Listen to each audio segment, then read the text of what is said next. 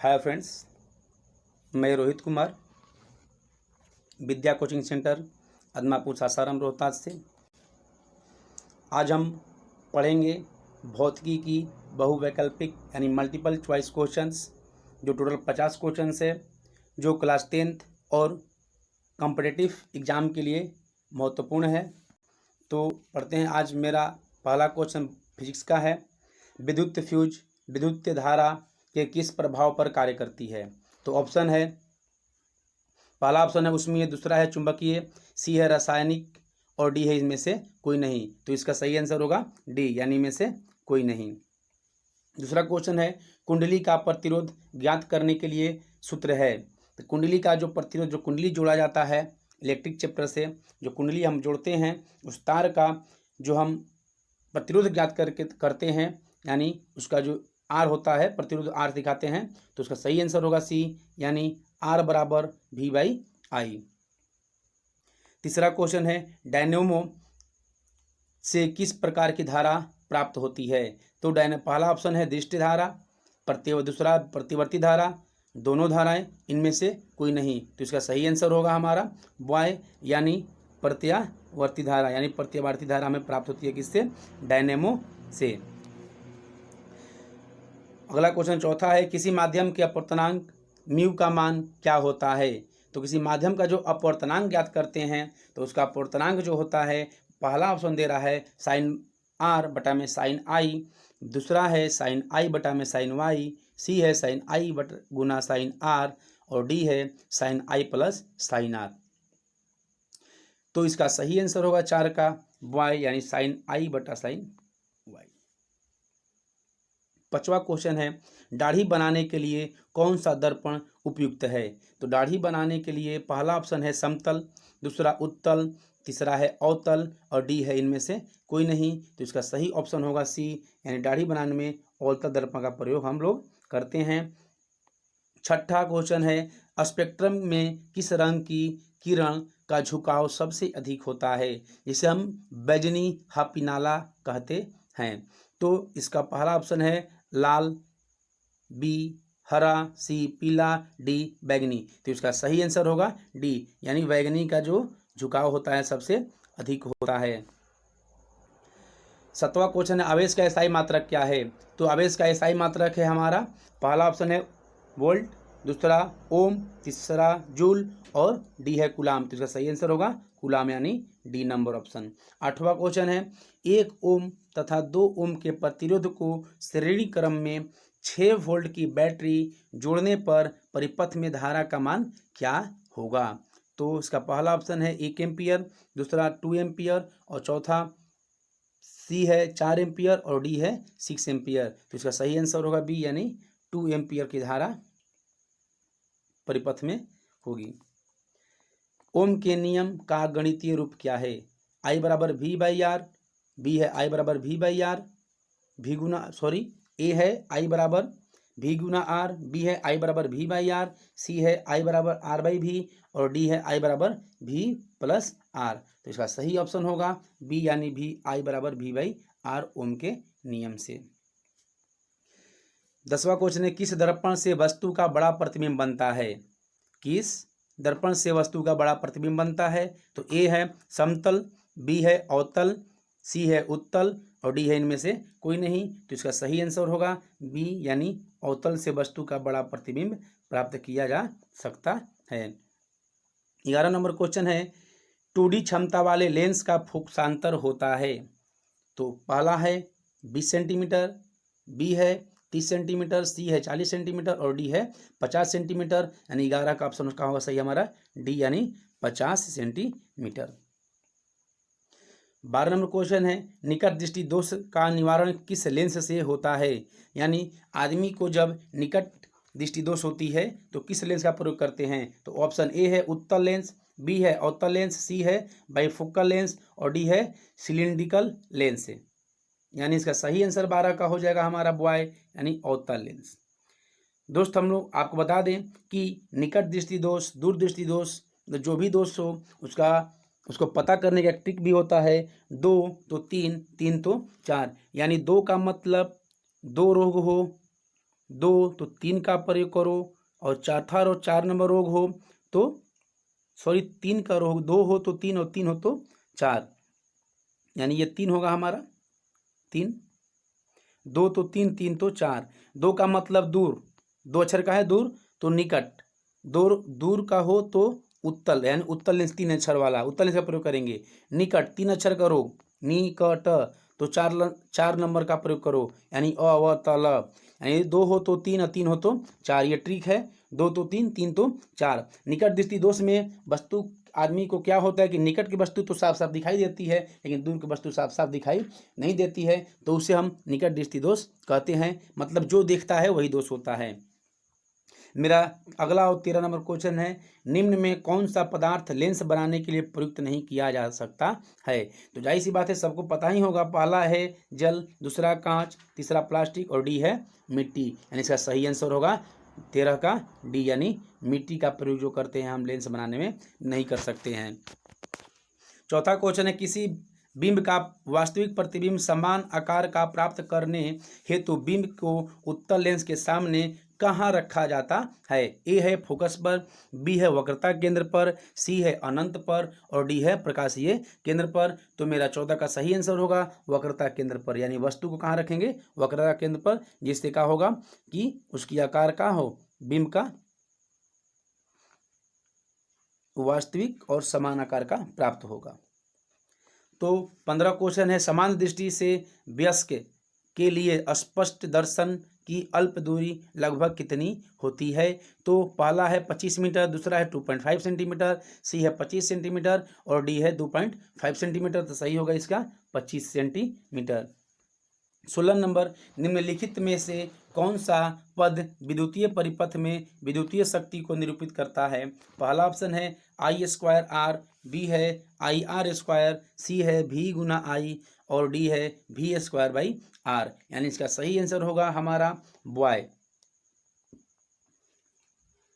17 है, विद्युतीय धारा उत्पन्न करने की युक्ति को कहते हैं, मतलब जो विद्युतीय धारा उत्पन्न करती है उस युक्ति को क्या कहते हैं? तो इसका पहला ऑप्शन है जनित्र, बी है गैल्वेनोकीय, सी है एमीटर और डी है मीटर, यानी इसका सही आंसर होगा 17 का ए, यानी जनित्र कहते हैं जो विद्युत धारा उत्पन्न करती है।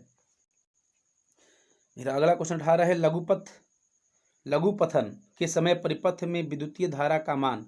लघुपथन मतलब जब शॉर्ट सर्किट हो, ज़्यादा बिजली आने की वजह से, तो होता है पहला ऑप्शन है कम हो जाता है, बी स्थिर रहता है, सी बहुत अधिक बढ़ जाता है और डी निरंतर परिवर्तन होता है। तो 18 का हमारा सही आंसर होगा सी, यानी बहुत अधिक। लघुपथन कब होती है? जब शॉर्ट सर्किट, जब अधिक धारा प्रवाहित होती है तब।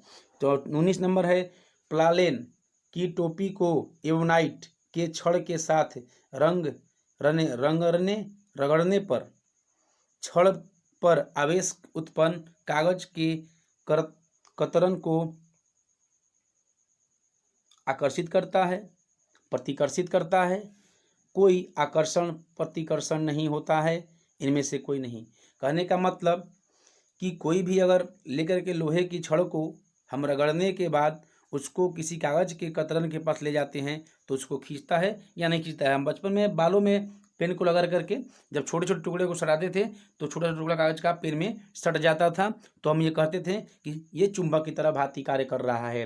तो इसका हमारा 19 का सही आंसर क्या होगा? ए, यानी क्या करता है? आकर्षित करता है। हम इस क्रिया को बचपन में भी किए हुए हैं, पेन को अपने बालों में लगा करके, और जब कागज के छोटे टुकड़े को ले जाते थे तो छोटे कागज के टुकड़े पेन में अक्सर सट जाया करते थे। वही इस क्वेश्चन का वही क्वेश्चन है। तो 20 नंबर क्वेश्चन को पढ़ते हैं, प्रकाश के प्रवर्तन के कितने नियम हैं?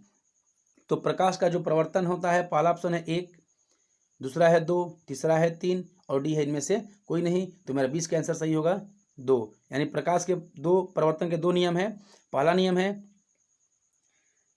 प्रकाश का प्रवर्तन का पहला नियम है कि आपतित किरण, परावर्तित किरण तथा आपतन बिंदु पर डाला गया अभिलंब तीनों एक ही तल में होता है। और दूसरा नियम है कि जब आपतन कोण का मान परावर्तन कोण के बराबर होता है। मेरा नेक्स्ट क्वेश्चन 21 नंबर है, निर्गत किरण और अभिलंब किरण के बीच के कोण को कहते हैं। पहला ऑप्शन है आपतन कोण, दूसरा परावर्तन कोण, सी निर्गत कोण, डी इनमें से कोई नहीं। तो दोस्त 21 का सही आंसर होगा सी, यानी निर्गत कोण कहते हैं। मेरा 22 नंबर क्वेश्चन है 1 मीटर फोकस दूरी वाले उत्तल लेंस की क्षमता होगी -1D, बी है 1D, सी है 2D और डी है 1.5D, यानी 22 का सही आंसर होगा बी, यानी 1 डायोप्टर। डी का मतलब था डायोप्टर, जो फोकस दूरी लेंस की क्षमता को मापने में प्रयोग किया जाता है। यानी ये भी क्वेश्चन है कि लेंस की क्षमता का SI मात्रक क्या होता है, तो उसका होता है डायोप्टर। 23 है 12 वोल्ट विभवांतर के अधीन दो बिंदुओं के आधार आर पार 2 कूलाम आवेश को पार करने में कितना कार्य करना पड़ता है। तो ए है 10 जूल, बी है 20 जूल, सी है 24 जूल और डी है 30 जूल। जिसका सही आंसर 23 का होगा हमारा सी, यानी 24 जूल कार्य करना पड़ेगा। मेरा अगला क्वेश्चन है 24 10 ओम एवं 20 ओम के दो प्रतिरोधों को श्रेणी क्रम में जोड़ने पर समतुल्य प्रतिरोध क्या होगा। तो इसका पहला ऑप्शन है 20 ओम, बी है 20/3 ओम, सी है 30 ओम और डी है 10 ओम। तो 24 का मेरा सही आंसर होगा सी, यानी 30 ओम।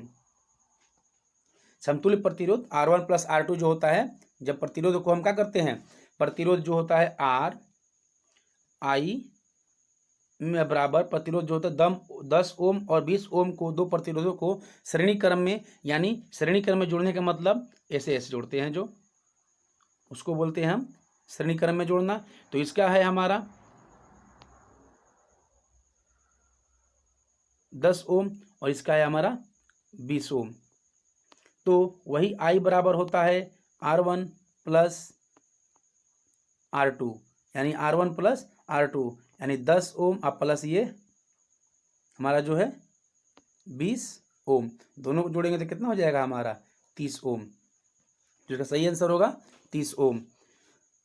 अगला क्वेश्चन है 25 10 वाट और 220 वोल्ट विद्युतीय बल्ब के तंतु का प्रतिरोध कितना होता है। तो 25 का आंसर होगा बी नंबर, यानी 484 ओम। मेरा अगला क्वेश्चन है 26 दृश्य प्रकाश के किस वर्ण का तरंगदैर्घ्य अधिकतम होता है। पहला बैगनी, दूसरा लाल, तीसरा नीला, चौथा पीला। तो सब इसका 26 का सही आंसर होगा बैगनी, यानी बैगनी का तरंगदैर्घ्य क्या होता है, सबसे अधिक होता है। मेरा अगला क्वेश्चन 27 है कि विद्युतीय शक्ति का SI मात्रक क्या होता है। पहला वोल्ट, ओ वोल्ट, बी वाट, सी जूल, डी है कूलाम। तो इसका सही आंसर होगा बी, यानी वाट। विद्युत शक्ति का क्या मात्रा होता है, वाट होता है।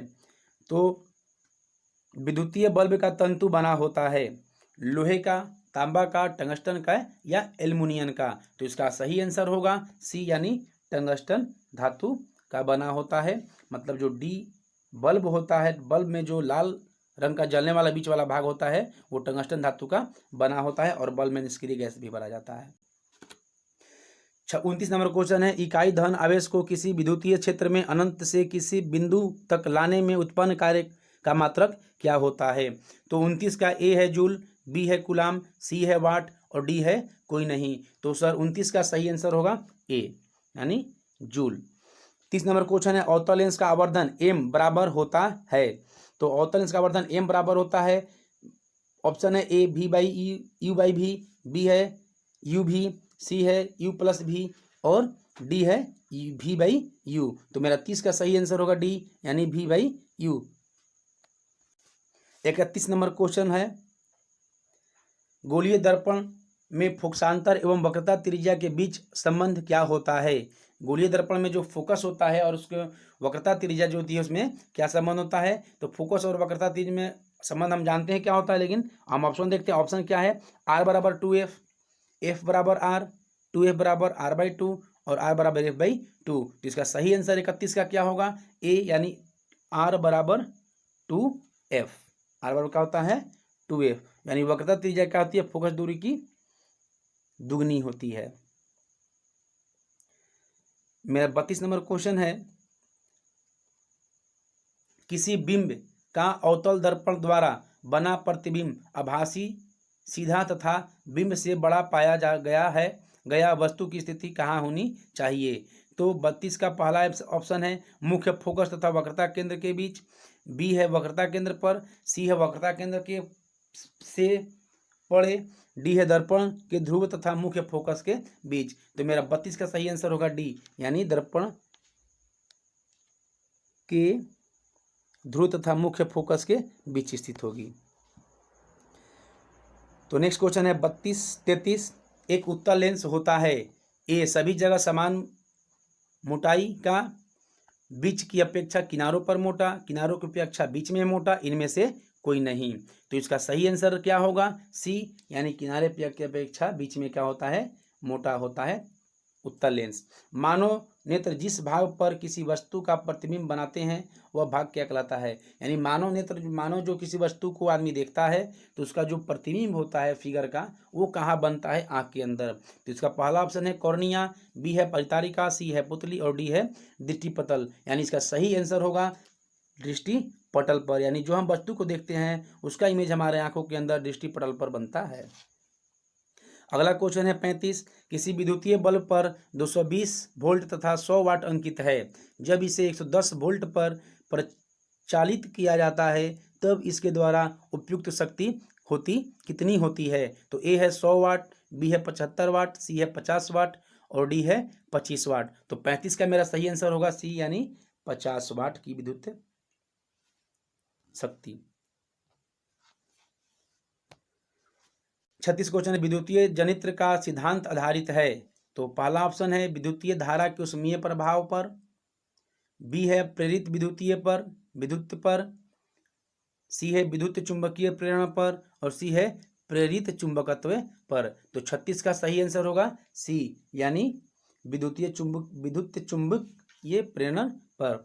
37 नंबर क्वेश्चन है कि किसी चालक के छोरों के बीच विभवांतर भी प्रतिरोध आर एवं प्रभावित धारा आई है, तो इनके बीच क्या संबंध होता है? तो पहला ऑप्शन है आई बराबर V by R by V, B option है आर बराबर आई बाई वी और सी है आर बराबर वी बाई आई। तो इसका डी है इनमें से कोई नहीं। तो इसका सही आंसर होगा सी, यानी आर बराबर वी बाई आई होता है।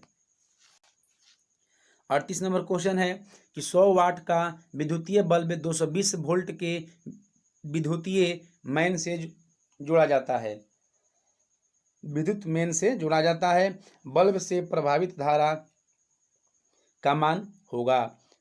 पहला ऑप्शन है 0.1 एम्पियर, बी है 0.4 एम्पियर और सी है 2.5 एम्पियर और डी है 10 एम्पियर। तो 38 का मेरा सही ऑप्शन होगा 0.4 एम्पियर।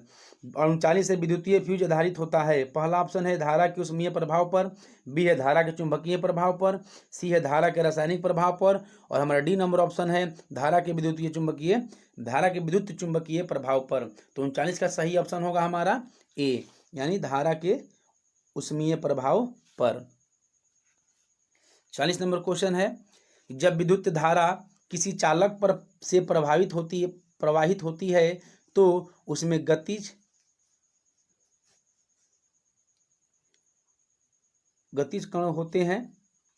कण होते हैं। जब विद्युत धारा किसी चालक तार से प्रवाहित होती है तो उसमें गतिशील कण होते हैं, परमाणु, आयन, प्रोटॉन या इलेक्ट्रॉन। तो मेरा 40 का आंसर होगा डी, यानी उसमें गतिशील जो होता है वो होता है इलेक्ट्रॉन। 41 क्वेश्चन आते हैं जीव द्रव्यमान ऊर्जा स्रोत से के उदाहरण निम्नांकित में से कौन नहीं है? पहला ऑप्शन है पेट्रोलियम, दूसरा है बायोगैस, सी है नाभिकीय ऊर्जा और डी है कोयला। यानी इसका सही आंसर होगा हमारा सी, यानी नाभिकीय ऊर्जा। 42 नंबर क्वेश्चन है पवन विद्युतीय जनित्र में पवन की चाल कम से कम कितनी होनी चाहिए? तो पहला ऑप्शन है 15 किलोमीटर पर घंटा, दूसरा है 150 किलोमीटर पर घंटा, सी है 1.5 किलोमीटर प्रति घंटा और डी है 1500 किलोमीटर प्रति घंटा। तो इसका सही आंसर होगा ए, यानी 15 किलोमीटर प्रति घंटा। मेरा अगला क्वेश्चन 43 है विद्युतीय चुंबक बनाने के लिए प्रायः किस प्रकार के छड़ का इस्तेमाल होता है? पहला है इस्पात, बी है पीतल, नरम, सी है नरम लोहा, डी है इनमें से कोई नहीं। तो 43 का सही आंसर होगा सी यानी नरम लोहा। नरम लोहा का विद्युतीय चुंबक बनाने के रूप में इस्तेमाल किया जाता है। 44 है क्वेश्चन, हमारे घरों में जो विद्युत आपूर्ति की जाती है वह है, ये घड़ों नहीं है घरों है, आप लोग समझ लीजिएंगे, घरों है, ये क्या लिखा हुआ है घरों। हमारे घरों में जो विद्युतीय आपूर्ति की जाती है वह है, पहला ऑप्शन है 220 वोल्ट पर दृष्टि धारा, बी है 12 वोल्ट पर दृष्टि धारा, सी है 220 वोल्ट पर प्रत्यावर्ती धारा, और डी है 112 वोल्ट पर प्रत्यावर्ती धारा। तो 44 का हमारा सही आंसर होगा सी यानी 220 वोल्ट पर प्रत्यावर्ती धारा का प्रयोग हम अपने घरों में विद्युत आपूर्ति के लिए करते हैं। यानी जो ट्रांसफार्मर से हमारे घरों में हमारे घरों तक तार आती है वो 220 वोल्ट का प्रत्यावर्ती धारा होता है। जीवाश्म ईंधन की ऊर्जा का वास्तविक स्रोत क्या है? नाभिकीय संलयन, चंद्रमा, सूर्य, डी इनमें से कोई नहीं। तो 45 का सही आंसर होगा डी यानी इनमें से कोई नहीं। विद्युत चुंबकीय प्रेरण की खोज किसने की थी? पहला है फैराडे ने, दूसरा है मैक्सवेल ने, तीसरा है एम्पियर ने, और अंतिम यानी डी है फ्लेमिंग ने। तो सर इसका सही आंसर हमारा होगा ए यानी फैराडे ने। विद्युत चुंबक प्रेरण खोज किसने किया था? फैराडे ने किया था। 47 से जो नेत्र निकट स्थित वस्तु को साफ नहीं देख सकता उस नेत्र में होता है, ए दूरदृष्टि दोष, बी निकट दृष्टि दोष, सी जरा दृष्टि दोष, डी वर्धनता। यानी 47 का सही आंसर होगा ए यानी दूरदृष्टि दोष।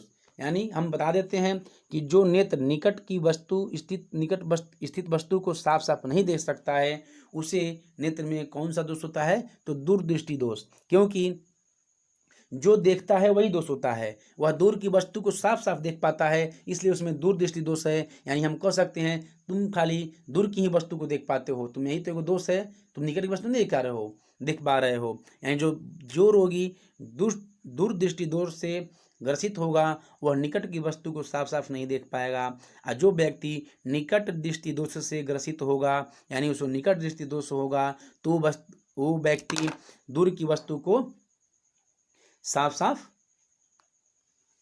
नहीं देख पाता है। यानी दूरदृष्टि दोष से ग्रसित हो तो निकट का वस्तु नहीं देखेगा, और निकट दृष्टि दोष से ग्रसित हो तो वह दूर की वस्तु को नहीं देखेगा। यानी जो देखता है वही दोष होता है। तो इसके निवारण के लिए भी हम पीछे पढ़ चुके हैं कि जब 2 तो 3 और 3 तो 4, यानी जब कोई व्यक्ति यदि दूर दृष्टि दोष से ग्रसित हो तो उत्तल लेंस का प्रयोग करेगा, और जब निकट दृष्टि दोष हो तो अवतल लेंस का प्रयोग करेगा अपने आंखों को निवारण के लिए। 48 क्वेश्चन है, किसी कोलाइडी विलयन में निलंबित कणों के प्रकाश के प्रकीर्णन को कहा जाता है? ऑप्शन है वायुमंडलीय प्रभाव, बी है किंडल प्रभाव, सी है टिंडल प्रभाव, और डी है क्रिस्टल प्रभाव। तो इसका सही आंसर होगा 48 का मेरा सी यानी टिंडल प्रभाव कहते हैं। 49 क्वेश्चन है कि आर ओम प्रतिरोध वाले इन प्रतिरोधों को समांतर क्रम में जोड़ने पर तुल्य प्रतिरोध होगा। तो ए है N/R, बी है ए है NR, बी है N/R, सी है R/N, और डी है इनमें से कोई नहीं। यानी 49 का सही आंसर होगा R/N। मेरा अंतिम और 50 क्वेश्चन है, 50 नंबर, कि एक कूलाम विद्युतीय आवेश कितने इलेक्ट्रॉन से बनते हैं? तो पहला ऑप्शन है 1.6 इंटू 10⁻⁻19, बी है 1.6 इंटू 10⁻19, सी है 6.25 इंटू 10⁻18, और डी है 6.25 इंटू 10⁻−18। तो इसका सही आंसर होगा सी यानी 6.25 इंटू 10⁻18। सो फ्रेंड्स, ये जो क्वेश्चंस हैं सभी कॉम्पिटिटिव एग्जाम्स और क्लास 10th के लिए भी इम्पोर्टेंट है। जो यहाँ पे बच्चे पढ़ते हैं वो इसको पूरा याद कर लें और पूरा बढ़िया से देख लें। तो थैंक्स फॉर वाचिंग।